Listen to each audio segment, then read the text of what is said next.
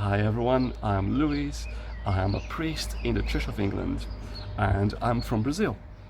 And it's really interesting because very often I'm told that I don't look like a Brazilian. Not what people expect of a Brazilian apparently.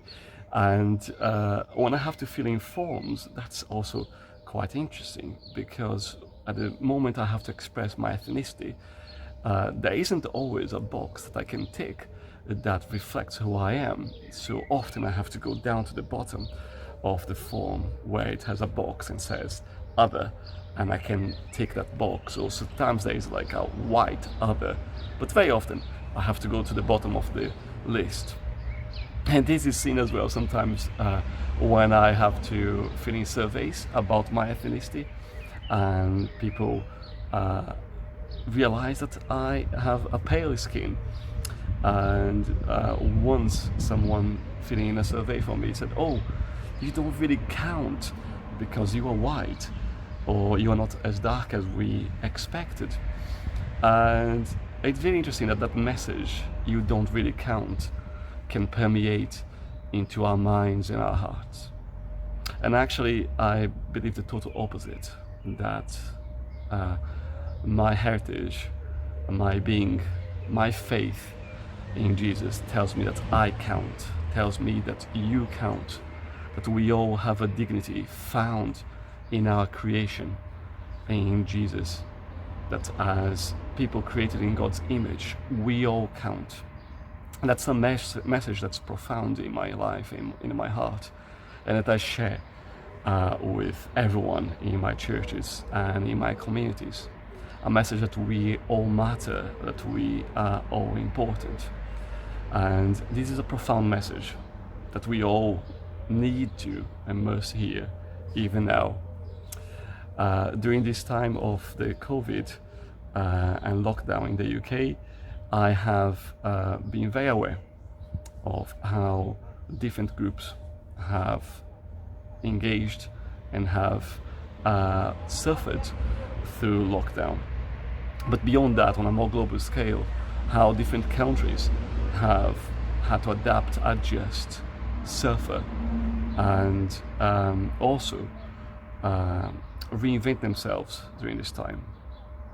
Lockdown in the UK has been very different for different people, and lockdown in Brazil has also been very different to what it is like here in the UK.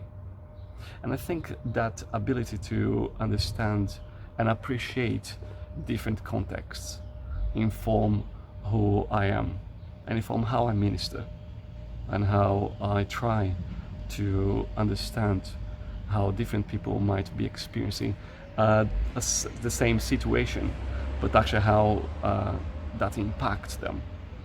And I try to minister life and minister the love of Jesus in those different contexts, in appreciation of diversity and including everyone as part of God's people and as part of God's calling. I believe He calls us all to be united in His love. Even during this time now when we are separated physically, we are still united in the calling of God to be loved by Him, in the calling of God to be one of His children. And my prayer really is that we will accept that our dignity comes from that calling that emerges out of His very love for us. And in doing so, we'll see that there is no distinction really in our ethnicity, in our backgrounds, that actually ultimately what defines us is the fact that we are one in Christ, that we are all loved by Jesus.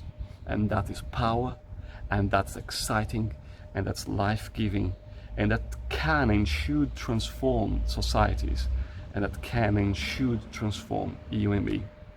I hope you will be blessed through this message, and I hope that you will know that whatever obstacles and challenges you are facing, God's love is power for you today. God bless you, and goodbye.